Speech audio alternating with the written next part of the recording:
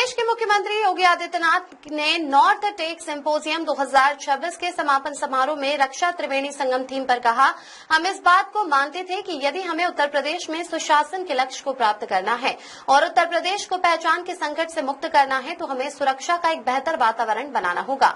हम सभी इस बात को मान सकते हैं कि हमने उस समय उत्तर प्रदेश में कानून का राज स्थापित करने का जो संकल्प लिया था, आज उस मॉडल ने सभी का ध्यान आकर्षित किया है।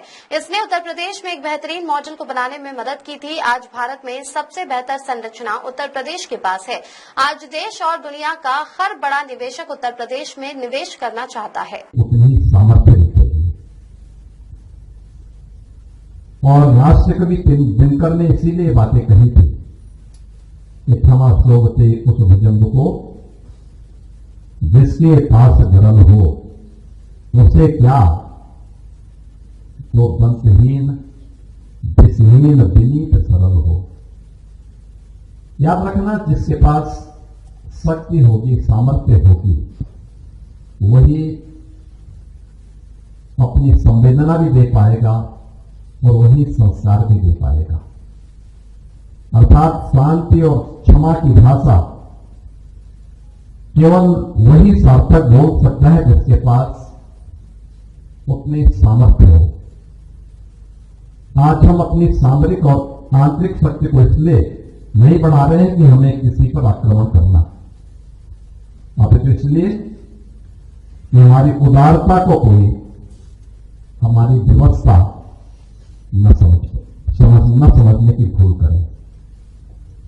राष्ट्र की समृद्धि के लिए यह सामर्थ्य हमेशा अनिवार्य है। समृद्धि केवल संसाधनों से नहीं आती,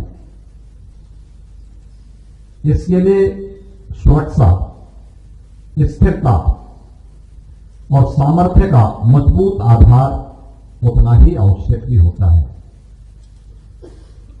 उत्तर प्रदेश में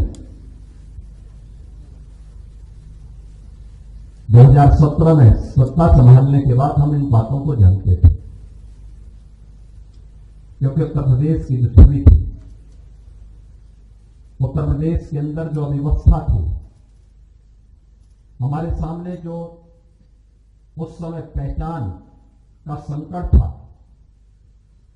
हम लोग इस बात को मानते थे कि हमें अगर सुशासन के लक्ष्य को प्राप्त करना है, उत्तर प्रदेश को पहचान के संकट से मुक्त करना है, तो हमें सुरक्षा का एक बेहतर वातावरण बनाना होगा। रूल ऑफ लॉ को जमीनी धरातल पर उतारना होगा। इसके लिए हमें उत्तर प्रदेश के अंदर अपराध और अपराधियों के प्रति जीरो टॉलरेंस को पूरी शक्ति के साथ लागू करना पड़ा था। और आज हम सब इस बात को मान सकते हैं कि जो हमने उस समय कानून का राज स्थापित करने का संकल्प लिया, आज उसने उत्तर प्रदेश के इस मॉडल को तो सबका ध्यान उस ओर आकर्षित किया ही है। इसने उत्तर प्रदेश के अंदर एक बेहतरीन इकोसिस्टम डेवलप करने में भी मदद की। आज हम कह सकते हैं कि भारत का सबसे अच्छा इंफ्रास्ट्रक्चर यूपी के पास है। एक्सप्रेसवे के रूप में, हाईवे के रूप में, रेलवे की कनेक्टिविटी के रूप में, मेट्रो के रूप में और एयर कनेक्टिविटी के रूप में भी। आज सुरक्षा के प्रति सरकार का पहला जो प्रायोरिटी सेक्टर हमारा था, उस पर ध्यान देने का परिणाम क्या है? आज देश और दुनिया का हर बड़ा निवेशक, हर बड़ा इन्वेस्टर यूपी के अंदर आकर के निवेश करना चाहता है। आज सुरक्षा का परिणाम क्या है? कोई भी सरकार निर्णय लेती है, उसको प्रभावी ढंग से समय सीमा के अंदर जमीनी धरातल पर उतरने में बहुत देर नहीं लगती, क्योंकि उसमें कोई हस्तक्षेप नहीं है, कोई बाहरी तत्व हस्तक्षेप नहीं कर सकता, कोई गुंडा तत्व, कोई माफिया उस पर हावी नहीं हो सकता, कोई जबरन वहां जाकर के उस कार्य में हस्तक्षेप नहीं कर सकता, और अगर करेगा तो उसे यह भी मालूम है कि इसके दुष्परिणाम क्या होने जा रहे हैं।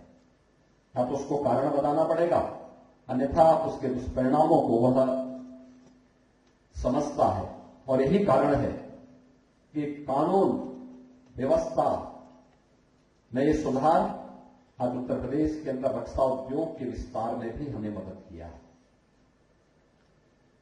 यानी ये दोनों एक ही संकल्प के दो अलग अलग रूप हैं। कानून व्यवस्था हमारे लोकल उत्तर प्रदेश के लिए आवश्यक थी,